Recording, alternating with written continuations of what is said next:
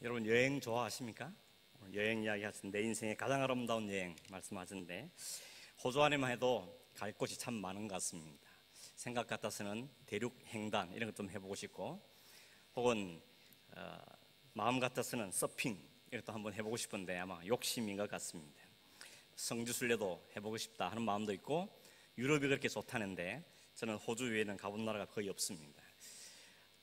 어쨌든 여행은 참 좋은 것 같습니다. 그동안 우리는 주일마다 사도 바울과 함께 사도행전을 통해서 여러 나라를 여행해 왔습니다.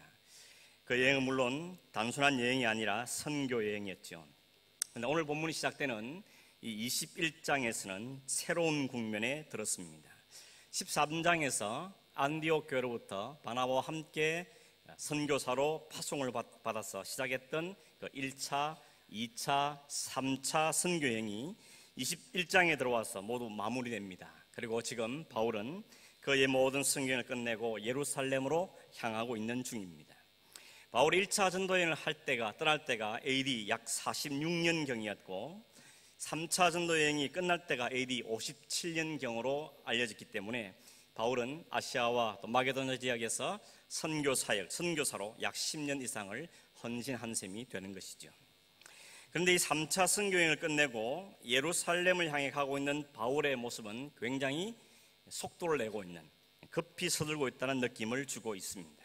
웬만하면 한 3년 이상 심리를 기울여서 사역했던 에베소 방문해서 그들과 함께 교제를 나눌 법한데 거기를 그냥 바이패스합니다.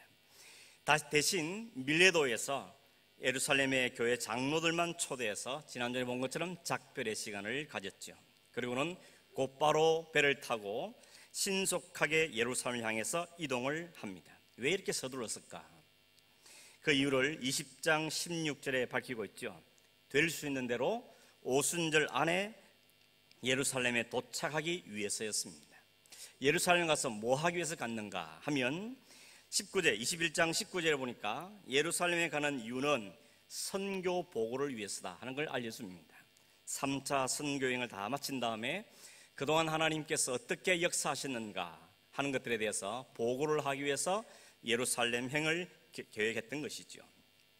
그런데 로마서 15장에 보면 바울이 예루살렘을 그렇게 가고자 했던 또 하나의 이유가 있었습니다. 바울은 이 세 차례 선교여행을 하는 중에 주로 소아시아와 마게도냐 지역에서 선교 사역을 했는데 이 바울은 이 선교 사역이 마무리가 되면 내가 꼭 가야 되겠다 생각한 바울의 마음속에 늘 품고 있던 새로운 선교지가 있었습니다. 그것은 바로 스바냐, 지금 말하면 스페인이었습니다. 왜냐하면 이 당시 스바냐는 땅끝으로 알려져 있기 때문이었습니다. 사도행전 1장 8절에 있는 말씀처럼 복음을 들고 예루살렘, 온 유다, 사마리아를 넘어서 땅끝까지 이르러서 복음을 증가하고자 하는 그 복음에 대한 열망과 선교의 열정이 바울 속에 있었던 것입니다. 이 스바나로 가기 위해서는 바울이 먼저 로마를 거쳐야 되겠다 그렇게 생각했습니다. 왜냐하면 당시 로마는 제국의 심장부 같은 도시였습니다. 이 심장부에서 먼저 복음을 전하는 것은 온 세계를 복음으로 정복하는 것이다. 이런 선교적인 전략 측면에서 그는 로마를 꿈꾸었던 것입니다. 그리고 한 걸음 더 나가서 그 로마에 있는 성도들과 함께 믿음의 교제를 나눈 다음에 그가 과거에 안디옥 교회가 자신을 선교사로 파송하고 후원해야 것처럼 이제 서방 세계를 위해서 스바냐까지 가는 데 있어서는 로마 교회가 나를 선교사로 파송했으면 좋겠다. 이런 소원을 그 마음에 가졌던 것입니다. 안디옥 교회가 최초의 선교사로 파송하는 선교지가 된 것처럼 이제는 로마가 새로운 선교 지지가 되어져서 땅끝까지 복음을 전하는데 귀하게 쓰임받는 교회 됐으면 좋겠다 하는 마음을 바울이 가졌던 것입니다. 우리가 알고 있는 것처럼 안타깝게도 바울이 아직까지 여러 가지 사정으로 로마 방문 계획이 이루어지지 않았습니다. 그래서 바울은 아직 로마를 가본 적도 없고 로마에 있는 성도들을 알지도 못하지만 그들의 먼저 편지를 통해서 그들에게 복음 위에 설 수 있도록 권고하고 그들에게 자신의 이런 마음을 드러내 보이기 위해서 이 로마서 성경을 쓰게 되어진 것입니다. 로마서 성경이 쓰여진 기록 연대가 약 AD 57년경이라고 예측을 하는데 그때가 언제가 하면 바로 이 3차 선교여행이 끝날 무렵과 맞닿는 것을 볼 수 있는 것이죠. 그러니까 바울은 이 3차 전도여행을 마무리하면서 벌써 자신의 다음 선교 프로젝트에 대한 구상을 하고 있었고, 그 계획에 이미 마음이 부풀러 있었기 때문에 예루살렘에 대한 마음이 급했던 것으로 이해할 수가 있는 것입니다. 그런데 바울에게는 이 로마 스바냐를 가기 전에 먼저 마무리해야 될 한 가지 사명, 한 가지 일이 있었는데, 로마서 15장 25절에 보면 예루살렘을 방문하는 것이라고 밝히고 있습니다. 이 바울이 이 예루살렘을 방문하고자 하는 이유는 뭔가 하면, 그 당시 예루살렘에 큰 흉년이 불어닥쳐서 온 세계와 특별히 예루살렘에 있는 성도들도 흉년 때문에 경제로 굉장히 어려운 지경에 처했습니다. 이 소설을 들었던 바울이 자기가 사역하고 있던 그 지역 마게도냐와 아가야 지역에 있는 교회 성도들 함께 힘을 모아서 구제헌금을 함께 모금을 했던 것이죠. 이 모았던 구제헌금을 예루살렘 교회에 전달하기 위해서 바울은 예루살렘 방문 계획을 세우게 된 것입니다. 그러나 이 구제헌금만 전달한다는 목적이라면 굳이 이제 노사도가 된 바울이 직접 예루살렘 그 먼 길까지 갈 필요가 없겠다는 생각이 듭니다. 아마 그보다 다른 사람을 보내도 되지만 그 외에 더 중요한 의미가 있었지 않겠는가 하는 걸 추측해 볼 수가 있는데, 실제로 그렇습니다.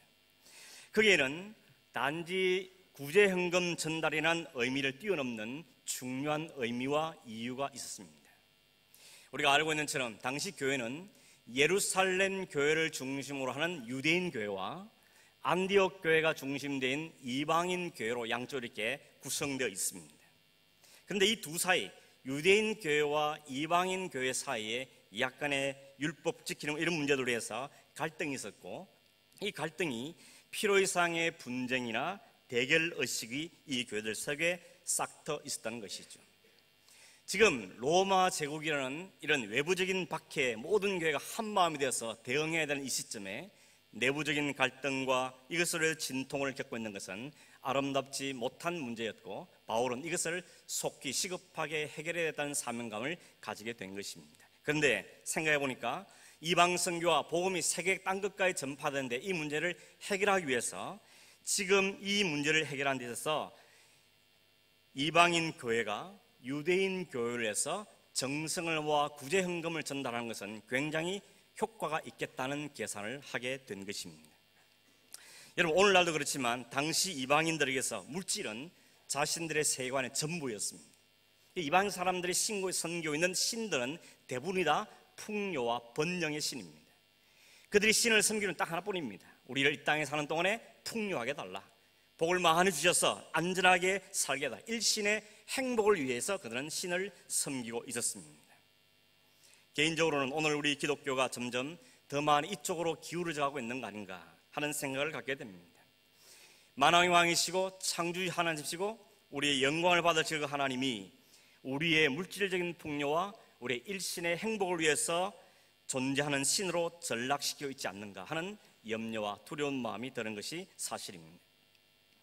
아무튼 이방인들에서 이 물질은 모든 정성의 결과물이고, 또 그런 물질을 예루살렘에게 교회에 헌금했다는 것은 이방인들이 새로운 하나님의 백성으로서의 유대인과 하나 된 것을 드러낼 수 있는 좋은 징표가 되어줄 수가 있었다는 것입니다.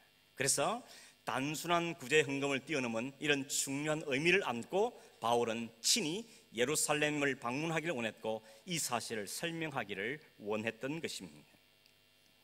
그래서 마음이 급했던 것이죠. 오순절까지 가기 위해서는 마음이 급했고 행동을 급하게 치루었던 것입니다. 그런데 여러분, 이 바울이 예루살렘 행을 계획하면서 마음에 부담이 있습니다. 여전히 유대주의자들은 율법에 매여서 이방인 교회를 탐탁지 않게 여깁니다. 이방 선교를 하고 있는 사도 바울도 그렇게 고운 시선으로 바라보지를 않습니다. 어쩌면 잘못하면 우리가 정성금의 헌금을 이들은 여러 가지 이유를 가지고 거부할지도 모르겠다 하는 생각도 하게 되어집니다. 그래서 바울은 로마교회 성도에 보낸 그 편지 속에서도 이 문제를 위해서 기도해달라고 부탁을 합니다. 두 가지를 부탁하는데, 하나는 내가 예루살렘을 방문하게 될 때에 나를 시기하고 미워하는 사람들, 특별히 극렬 유대주의자들 때문에 안전의 위협을 느낄 수 있겠는데 나를 안전하게 다녀올 수 있도록 기도해 주십시오. 이게 첫 번째 기도 제목이었고, 또 하나는 우리가 정성껏 마음을 다하 모은 이 구제헌금을 예루살렘 교회가 이방인 교회에 대한 편견과 오해로 인해서 거부하지 않도록 잘 받을 수 있도록, 그래서 이 유대인과 이방인, 예루살렘과 이방인이 흩어진 교회들 사이에 화합이 이루어지고 복음 안에서 통일을 이룰 수 있도록 기도해 주십시오. 이게 또 하나의 기도의 부탁의 내용이었습니다. 이것 보면 바울은 이미 이때부터 자신이 예루살렘을 방문한다는 것이 결코 만만치 않은 일이라는 사실을 직감을 하고 있었다는 것을 알 수가 있죠. 위험과 환난을 예감을 하고 있었던 것입니다.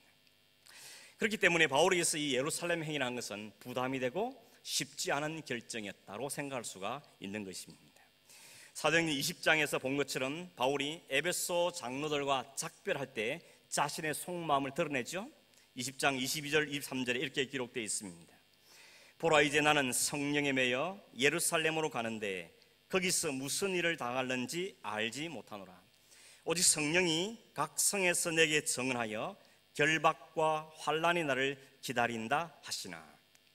바울은 지금 예루살렘을 향해 가는데 거기서 자신이 무슨 일을 당할지 정확히는 모르지만 성령께서 각 성에서 여러 동로를 통해서 증거하신 바에 의하면 결박과 환난이 기다리는 것 같다, 이 이야기를 직감하고 있었다는 것입니다. 실제 예루살렘에는 극단적인 유대주의자들이 있었습니다. 이 사람들 보기에는 처음에 바울은 자기들과 한편이었습니다. 그래서 기독교를 박해하던 사람이었습니다. 그런데 어느 날 갑자기 돌변해서 오히려 기독교 복음을 선포하는 복음 전도자가 되어버렸습니다. 이들은 바울을 변질자로 규정했습니다. 그 변질자를 죽이면 기독교 교회를 한불 끄게 하는 심각한 타격을 줄 수 있겠다고 생각했습니다. 그래서 그들은 살기를 품고 바울이 예루살렘에 언제 돌아오나 그 시기를 노려보고 있었던 것입니다. 23장에 가보면 실제로 바울을 죽이기 전에는 먹지도 않겠다, 마시지도 않겠다, 이렇게 맹세한 40명의 바울 암살단이 칼을 품고 있었던 것을 우리는 보게 되는 것입니다. 예루살렘으로 들어가는 것이 결코 쉽지 않은 상황임을 보여주는 증거들이지요. 더군다나 오늘 본문에 있는 것처럼 바울은 가는 곳마다 주변 사람들이 바울의 예루살렘 행을 말립니다. 오늘 사절에 보니까 두로에서 7일 머무는데 그 두로에서 만난 제자들이 사도 바울의 예루살렘을 막습니다. 들어가지 말라 그럽니다. 8절에서 12절에 보니까 두로를 떠나 가이사라에 갔을 때 빌립의 집에 머물고 있었죠. 그때 아가보라는 선지자가 유대로 와서는 바울에게서 띠를 가져다가 자기 손발을 묶습니다. 그리고는 이 띠 임자가 예루살렘에 들어가면 이 일을 당하게 될 것이다 하는 이야기를 전합니다. 여기 이 이야기를 듣고는 많은 사람들이 다 바울이 예루살렘에 가는 것을 막아서는 것입니다. 거기에는 빌립의 가족도 있었고 주변에 있었던 사람도 있었고 심지어는 그동안 바울과 함께 여행을 해왔던 누가를 비롯한 동료들도 거기에 합류했던 것입니다. 극구 만류합니다. 예루살렘으로 갈 수가 없습니다. 가지 말아야 합니다. 그게 하나님의 뜻입니다. 흥미로운 것은 이 모든 사람들이 자신들의 말이라 하지 않고 성령의 감동으로 하는 말이라고 하고 있다는 것이죠. 4절에도 두로의 제자들이 성령의 감동으로 바울들을 예루살렘에 가지 말라 그러고 11절에 아고바 선지자도 성령이 말씀하신 것이다 그러면서 그 모양을 보여줍니다. 그런데 여러분, 지난주에 우리가 말씀을 본 것처럼 20장 22절에 보면 바울도 에베소 장로들에게 말하기를 내가 지금 예루살렘에 가는 것은 성령에 매여서 성령에 이끌려서 가는 것이라고 말을 하고 있다는 사실입니다. 문제가 있죠? 다 성령 받았답니다. 다 성령의 감동을 받았다 그럽니다. 다 성령이 내게 주신 말씀이라 그럽니다. 그렇다면 바울에게 말씀하신 성령과 두기고 제자들 아가보 선지자에게 말씀한 성령이 다른 성령일까? 누구의 성령의 말씀이 맞는 것인지, 왜 충돌이 일어나는가 하는 것이죠. 사실은 여러분, 표면적으로 보기에는 충돌이 일어나는 것은 보이지만 자세히 들여다보니까 이건 충돌이 아니었구나 것을 알 수가 있습니다. 바울과 두로의 제자들과 아가보 선지자가 성령께서 가르치심으로 알게 된 그 사실, 그것은 다 같은 것이었습니다. 같은 사실을 안 것이죠. 같은 말씀, 같은 내용을 듣고 본 것입니다. 그게 뭔가 하면 바울이 예루살렘에 들어가면 환난과 결박을 당하게 된다. 그게 팩트인 것입니다. 바울은 아마 처음에는 다소 막연히 알았던 것 같습니다. 그러나 두루의 제자들이 하는 말을 통해서 아가보 선지자가 실제 몸 행위를 통해 보여주는 걸 통하여서 자신이 예루살렘에 들어가면 진짜 결박을 당했구나 하는 것을 확실하게 점점 더 알게 되어진 것입니다. 결국 성령께서 말씀하시고 감동하셔서 알리신 그 사실, 팩트라는 것은 동일했다는 것이죠. 바울이 예루살렘에 들어가면 환난과 결박이 기다리고 있다는 것입니다. 그러나 자세히 보면 성령이 사도 바울이 고난당할 것, 결박과 환난을 당할 것이다 라는 팩트만 말했지 가지 말라라는 말씀은 하지 않았다는 것을 우리가 알 수가 있는 것입니다. 실제 21장 이후를 계속 읽어보면 바울은 예루살렘에 들어가서 체포당합니다. 수차례 총독들과 왕과 군인들에게 신문을 당합니다. 옥에 갇히기도 하죠. 결국 로마로 죄수의 몸으로 호송을 받아갑니다.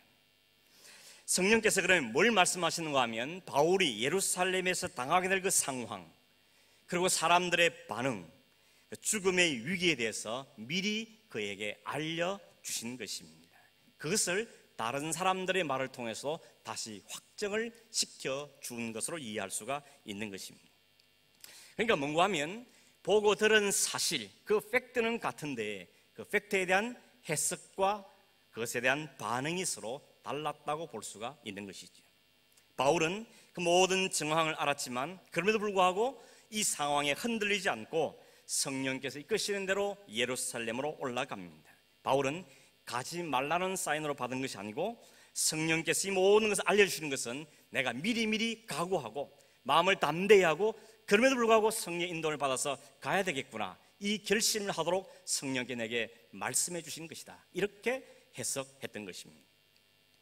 그러나 반대로 두레의 제자들이나 아가보의 예언을 들었던 바울의 주변 사람들은 성령께서 가르치신 이 모든 상황들을 볼 때 바울이 예루살렘으로 올라가는 것은 너무 위험한 일이기 때문에 우리가 막았어야 되겠구나 라고 한 것이죠. 그러니까 이들의 해석은 다소 다분히 주관적이고 혹은 감정적이고 자의적인 해석이었다. 바울을 너무 아끼고 염려하고 사랑하는 그 마음에서 나온 인간적인 감정이 개입된 해석이었다고 볼 수가 있는 것입니다. 특별히 여러분, 아가보 선지자가 바울의 띠를 가져왔습니다. 그리고는 자신의 손과 발을 묶습니다. 그리고 예루살렘에 들어가면 이 띠 임자 바울이 이렇게 결박을 당할 것이다 라고 예언을 했는데, 이 아가보란 사람이 어떤 사람이었는가 하면 과거에 온 세상에 흉년이 있을 것이라 라고 예언했다는데 그 예언이 그대로 적중이 높았던 선지자였습니다.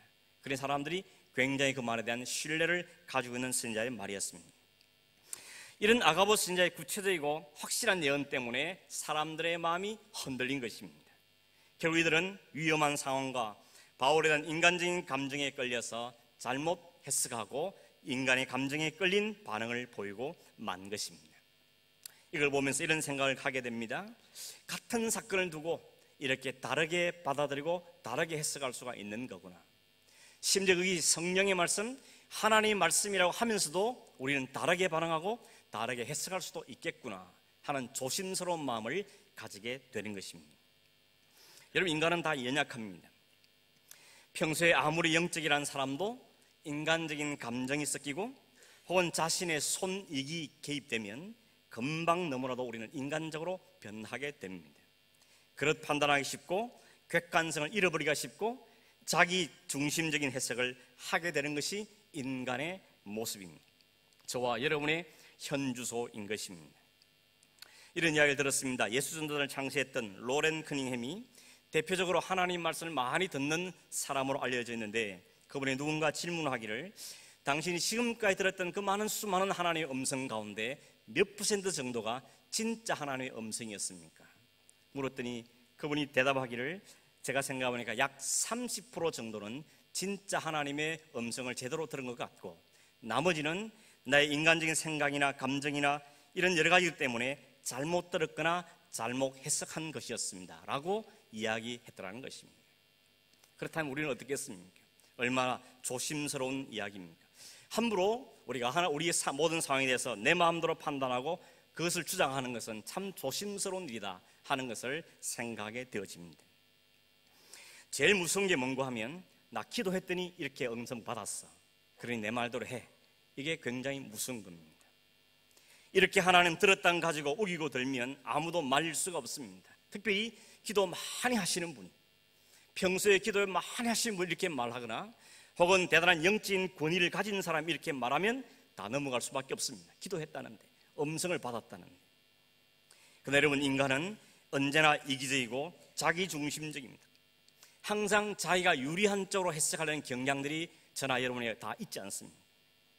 그렇기 때문에 객관적인 보다는 주관적으로 해석하고 자의적으로 해석할 가능성들이 굉장히 많다는 사실을 우리는 인정해야 하는 것입니다. 또 하나 주의해야 될 점이 있다면 뭔가 하면 우리는 항상 하나님의 뜻이 내게 잘 되면 그게 하나님의 뜻이라고 생각하는 경향들이 있습니다. 일이 잘 풀리면 하나님의 뜻이었다, 역전되면 하나님의 뜻이었다 생각하는 경향들이 있다 하는 것입니다. 그래서 본문의 두루의 제자들이나 빌립의 가족들과 바울의 일행들도 예루살렘의 위험을 알고 그것을 보면 이런 상황들을 볼 때 그건 하나님의 뜻이 아닐 것이라고 성급하게 결론을 내렸던 것을 우리가 보게 되는 것입니다. 결국 하나님의 뜻에 대한 사람들의 생각은 하나부터 열까지 자기 자신이 중심이 되어 있다는 것입니다. 어떻게든지 손해보는 쪽은 하나님의 뜻이 아니라고 생각하고 싶어하는 욕심들이 우리 가운데 있다는 것입니다. 내가 손해보고 내가 죽더라도 주님께서 가신 길을 가겠다는 마음은 가지 않는 것이 오늘 저와 여러분들의 속마음, 들키지 않은 속마음일 수가 있는 것이죠. 물론 여러분, 일부러 험한 길만 찾아다니자, 손해보는 길만 찾아다니자는 말은 아닙니다. 그러나 험한 길, 손해되는 길을 가지 않는 것이 하나님의 뜻이라고 너무 쉽게 생각하는 것은 좀 고려해보자는 의미인 것입니다. 우리가 아는 것처럼 하나님은 필요하시면 험한 길도 가게 할 겁니다. 필요하시면 손해를 당하는 길로 인도하실 겁니다. 우리는 하나님의 뜻을 말하면서 사실은 나의 뜻을 존중하는 경우가 많고 내 뜻을 하나님의 뜻이라는 이름으로 포장해서 내 욕심을 감추며 살기가 쉬운 존재라는 것을 인정해야 한다는 것입니다. 오늘 성경을 통해서 우리가 주목할 점은 바울의 태도가 굉장히 단호했다는 것이죠. 13절에 보니까 여러분이 어찌하여 울어서 내 마음을 상하게 하느냐, 나는 주 예수의 이름을 위하여 결박당할 뿐 아니라 예루살렘에서 죽을 것도 각오하였다. 굉장히 단호합니다. 흔들리지가 않습니다. 오늘 우리가 궁금한 것은 이 바울 이렇게 단호하게, 이렇게 확실하게 이야기할 수 있던 그 이유, 그 근거가 무엇이었을까 하는 것인데, 그래서 우리 지난주에도 생각했던 것처럼 성령께 그가 매였기 때문입니다. 성령께 주신 사명이고 성령의 이끄심이라는 것을 그가 확신했기 때문인 것이죠. 비록 예루살렘의 상황이 어렵고 위험이 도사리고 있지만 20장 24절에 고백한 것처럼 그것이 자신이 달려갈 길이고 반드시 내가 감당해야 될 주님께로부터 받은 사명이고 성령의 그 길로 이끄시기 때문에, 성령께 내가 이끌음을 받고 매였기 때문에 기꺼이 그 길을 묵묵히 걸어가려 했던 것입니다. 쉽지 않은 길, 바울도 알았습니다. 많은 위험이 도사리고 있다는 것도 알았습니다. 그러나 동시에 그게 내가 가야 할 길이라는 것도 알았는 것입니다.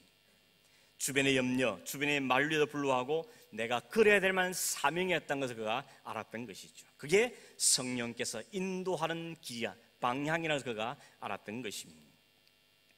놀랍게도 여러분, 바울이 예루살렘에 올라가는 길은 예수님께 십자가를 지시기 위해서 예루살렘 성으로 입성하신 모습과 너무 정확하게 일치하고 있다는 모습을 보게 됩니다. 예수님도 세 차례나 당신이 예루살렘 성에서 올라가서 고난당할 것을 예고했죠. 마태복음 16장에 보면 예수님이 그 일을 하니까 베드로가 말렸던 적이 있지 않습니까? 주님, 결코 그런 일이 주님께 일어나지 않을 겁니다. 만류하며 막았었습니다. 똑같은 상황이 지금 바울에게도 일어나는 것이죠. 예수님께서 죽음을 앞두고 고민하며 슬퍼하며 겟세마네 동산에서 할 수만 있으면 이 잔을 내게 피하게 해주십시오 기도했던 모습처럼 바울도 할 수만 있으면 그 길을 피할 수 있는 마음이 있을지 모르지만 그 모든 사람들이 그 주의 뜻대로 되기를 원합니다라고 함께 마음을 모아주는 모습을 보게 되어집니다. 여러분, 예수님이 그랬던 것처럼 바울은 예루살렘으로 올라갔고 예수님이 대제사장, 종, 공회, 헤롯 안디바, 두 차례 빌라도에게 신문을 받은 것처럼 바울도 대제사장들과 공회와 헤롯 아그리파 2세와 벨릭스 총독, 베스도 총독과에게 신문을 받는데 똑같은 횟수를 신문을 받고 있습니다. 빌라도가 3번씩이나 예수님의 무죄를 인정하고 방면하려고 애썼던 것처럼 천부장 루시아, 총독 베스도, 유대인 왕 아그리파 2세도 바울의 무죄를 입증하기 위해서 3사람이 3번 노력하고, 이것도 일치합니다. 뭘 보여주고 싶은가 하면 아마도 이 성경의 저자는 바울의 인생이 예수 그리스도의 가신 그 길을 본받아서 성령에 매여 성령의 이끄심을 받는 삶을 살았다는 걸, 철저하게 살았다는 것을 보여주기 위해서 이렇게 횟수까지 일치시키고 있다고 생각되는 것입니다.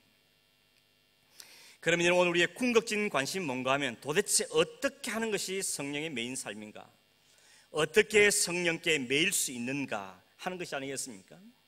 여러분, 성령이 매인다, 이 매인다는 것은 묶인다는 뜻이라 그랬죠? 이 묶인다는 것은 분리가 되지 않도록 꽁꽁 묶는다는 것입니다. 나도 묶고 성령도 묶고 1m쯤 거리를 두고 묶는 것이 아닙니다. 타이트하게 둘이 완전히 하나대로 꽁꽁 묶어버렸다는 의미를 가지고 있습니다. 그래서 이걸 연합이라고 표현하기도 하고, 이 바울이 성령께 완전히 항복한 것이다, 성령께 포로가 되었다, 이렇게 표현할 수 있습니다. 결혼식 가시면 주례자가 마지막 이렇게 선포하시죠. 하나님께서 짝지으신 것을 사람이 나누지 못할지어다. 온전 하나됨 연합을 이야기합니다. 이 말의 의미는 이런 겁니다. 강력 접착제에다가 종이에다가 강력 접착제를 바릅니다. 그리고 다른 종이 한 장을 여기다 붙입니다. 그러면 이 접착제가 워낙 강력하기 때문에 둘이 마치 한 장인처럼 붙어 있습니다. 이걸 억지로 떼려면 어떻게 됩니까? 떼지는 게 아니라 찢어지는 거죠. 이게 연합의 의미입니다. 성령께 묶였다는 의미는 이렇게 하나 되었다, 연합되었다, 성령께 굴복당했다, 포로가 됐다, 장악됐다 하는 의미를 담고 있는 것입니다. 그런데 우리는 종종 이렇게 오해하기가 쉽습니다.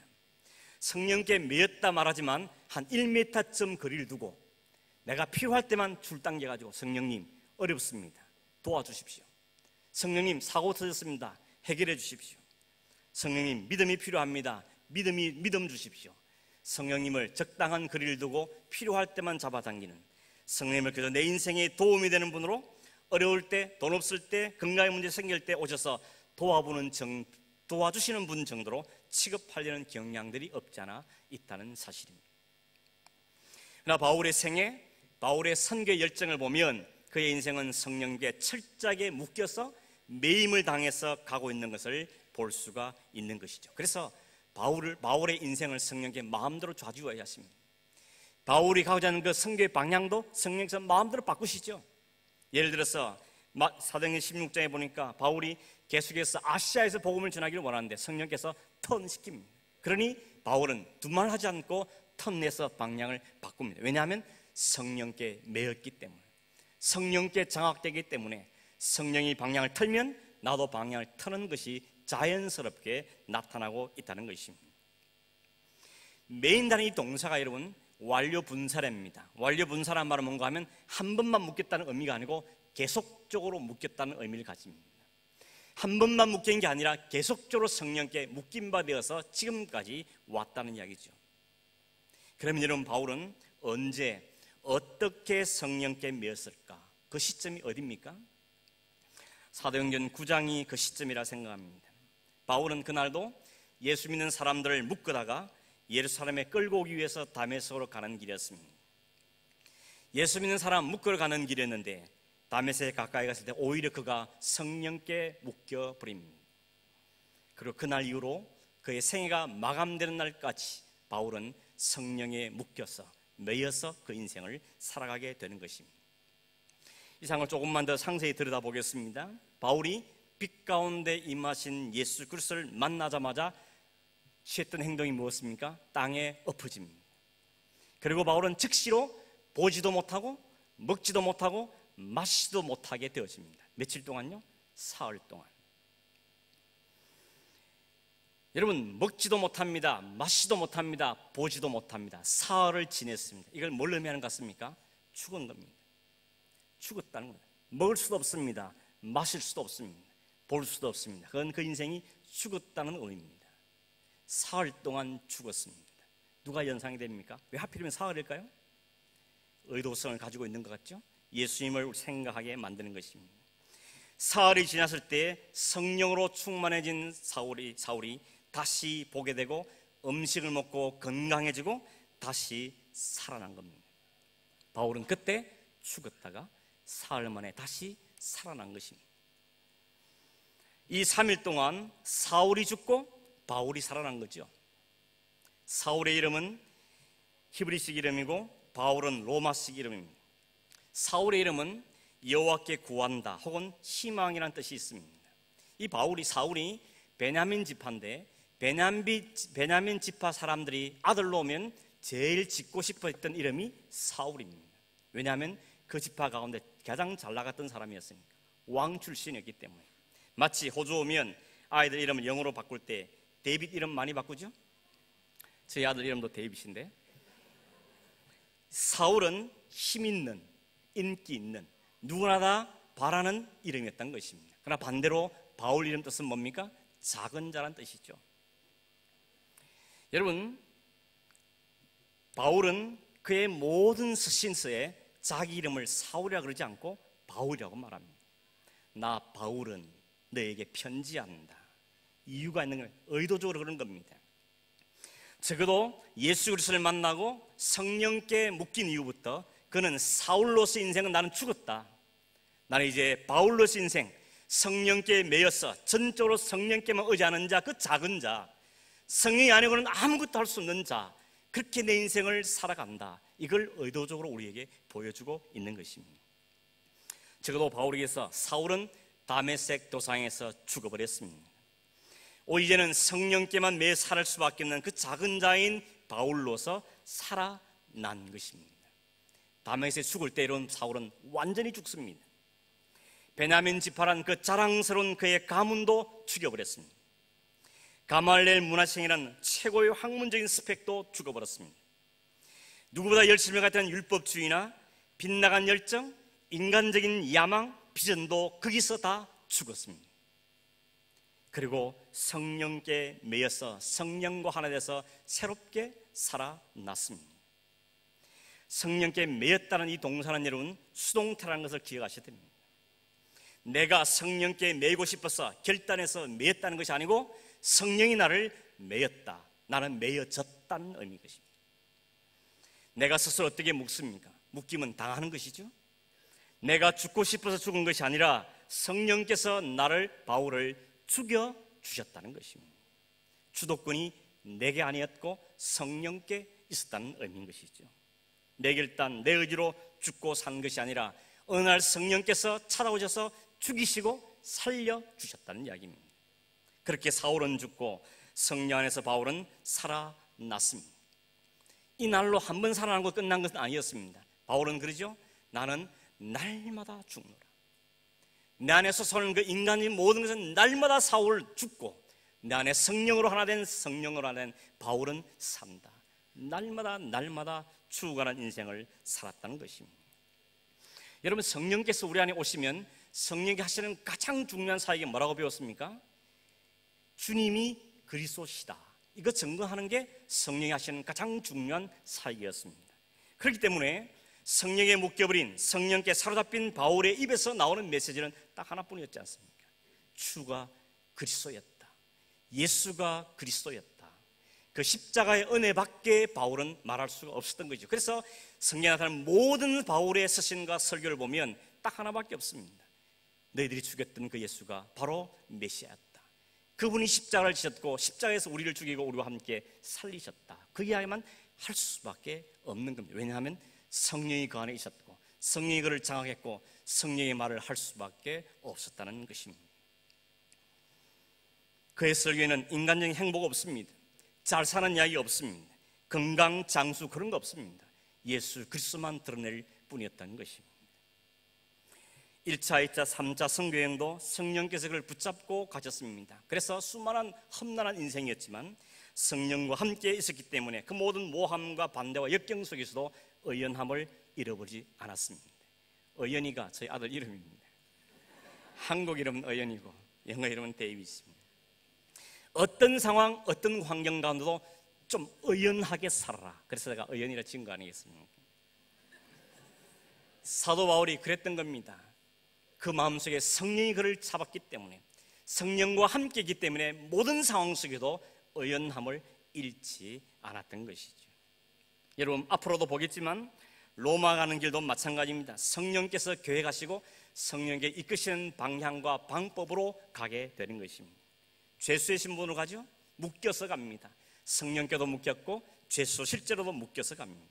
그러나 우리가 아는 것처럼 그 길이 가장 안전한 길이었습니다. 지금도 바울을 죽이려고 덤비는 많은 유대자들이 위협 속에 있는데 로마까지 가장 안전하게 가는 방법은 로마 군대의 보호 아래 가는 것이었죠. 그게 성령께서 개혁해내신 방법이었고 오묘한 방법이었던 것입니다. 결국 로마도 보호해야 하라는 그 말씀은 성령께 매여서 기가 막힌 방법으로 이루어지게 된 것입니다. 결국 제국의 심장이었던 로마에 가서 복음을 전할 수 있게 되어진 것입니다. 여러분, 또 오해하시면 안 됩니다. 결국 잘 됐으니까 그게 성령의 인도합니다. 그렇지 않습니다. 복음에 유리하게, 복음 증거에 유리하게 풀렸기 때문에 그게 잘 된 것이라고 보아야 하는 것입니다. 말씀을 맺겠습니다. 여러분, 우리가 살아가면서 가장 많은 영향을 받는 것 세 가지를 전달하면 뭘 들 수 있겠습니까?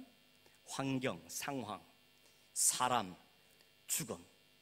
이 환경과 상황과 사람과 이 죽음의 문제를 해결할 수 있다면 그 사람 진짜 멋있는 크리스찬이라고 할 수 있을 겁니다. 그런데 놀랍게도 예수와 함께 성령에 붙들려 다시 살아난 바울에게서 이런 모습을 볼 수 있더라는 겁니다. 여러분, 바울을 보십시오. 사람들을 뛰어넘지요. 환경을, 상황을 뛰어넘지요. 죽음의 문제마저도 뛰어넘었습니다. 왜냐하면 이거는 이미 죽었기 때문입니다. 이제 이미 죽은 존재이기 때문에 육신적으로 죽는 것은 문제가 되지 않았다는 것입니다. 오늘 본문에 똑같은 모습을 보이지 않습니까? 자신이 앞으로 예루살렘에서 만나야 될 모든 상황에 그는 매이지 않습니다. 자유합니다. 자신을 염려한다는 선한 뜻으로 예루살렘을 만류하는 사람들이나 반대로 그를 죽이려고 금식하며 기다리는 그 극렬 유대주의자에 대해서도 매이지 않습니다. 자유합니다. 어쩌면 로마나 스바나로 가기도 전에 예루살렘의 자신의 이 생애가 끝날지도 모른다는 그 죽음의 위협 앞에서도 그는 자유롭습니다. 왜냐하면 제대로 묶였기 때문에, 바른 곳에 묶였기 때문에 다른 모든 것에는 자유하게 되어졌다는 것입니다. 여러분, 단순한 각오가 아닙니다. 결단이 아닙니다. 바울이 억지로 지었다는 용기도 아닙니다. 긍정적인 마인드 컨트롤에서 나온 것도 아닙니다. 설사 로마로 못 가도 스바노로 갈 수 없다 할지라도 그저 성령께 자신을 맡기고 성령께 매여서 자신의 주어지는 매일매일 사명을 향해서 그저 한 걸음 한 걸음 옮겨 놓을 뿐이었습니다. 혹시 여러분 이렇게 질문하시는 분이 계실지 모르겠습니다. 그럼 도대체 우리가 할 수 있는 게 뭐냐? 난 도대체 뭘 해야 되는가? 바울을 보십시오. 뭐 했습니까? nothing이죠. 아무것도 한 게 없습니다. 뭘 하는데 키가 있지 않다는 것입니다. 성령께서 다 하셨습니다. 성령께 찾아오셨고 그를 죽여주셨습니다. 인간의 본성도 죽이시고 인간적이고 인본주의인 것도 죽여주셨습니다. 그가 목숨 전을 붙들고 있었던 율법에 대해서도 율법에 대한 열심도, 또 그에게 덕지덕지 붙어있던 그 모든 출신, 학력, 스펙, 신분, 지위도 다 죽여주셨습니다. 빗나간 야망, 빗나간 열정도 죽여주셨습니다. 다 죽여주셨습니다. 죽으니 비로소 그는 노임을 받습니다. 자유로워진 것입니다. 그리고 성령께서 죽은 그를 다시 살리십니다. 성령으로 묶으시고 성령께서 주인이 되어서 그를 장하게 해주셨습니다. 그는 비로소 완전한 자유자, 완전한 자유를 누리는 사람이 되어지게 된 것입니다. 그가 한 게 굳이 있다면 뭐겠습니까? 가만히 있는 것이었습니다. 수동적으로 대한 것이었습니다. 거절하지 않고 거부하지 않은 것입니다. 묶임을 당한 것입니다. 그저 성령께 자신을 내어 맡긴 것입니다. 성령의 이끈 대로 순종한 것이었습니다. 성령의 인도하심에 자신의 모든 것을 그냥 드린 것밖에 없었던 것입니다. 사랑하는 성도 여러분, 성령께서 바울에게 그렇게 하신 것처럼 오늘 저와 여러분도 그렇게 하실 것입니다. 아니, 이미 시작하셨습니다. 성령님은 이미 우리의 삶의 주인으로 자리를 잡으셨습니다. 내 안에서 역사하기 시작하셨습니다. 시작하신 그분은 반드시 이루실 것입니다. 이 하나님을 믿으시길 바랍니다. 이 주님을 온전히 신뢰하시길 바랍니다. 그리고 기꺼이 묶임을 당하십시오. 날마다 죽어가십시오. 그럴 때 온전한 삶이 일어나게 되고 온전한 자유함이 주어질 것입니다. 이 은혜가 여러분과 저에게 날마다 확실하고 풍성하게 이루어지기를 주의 이름으로 축원합니다.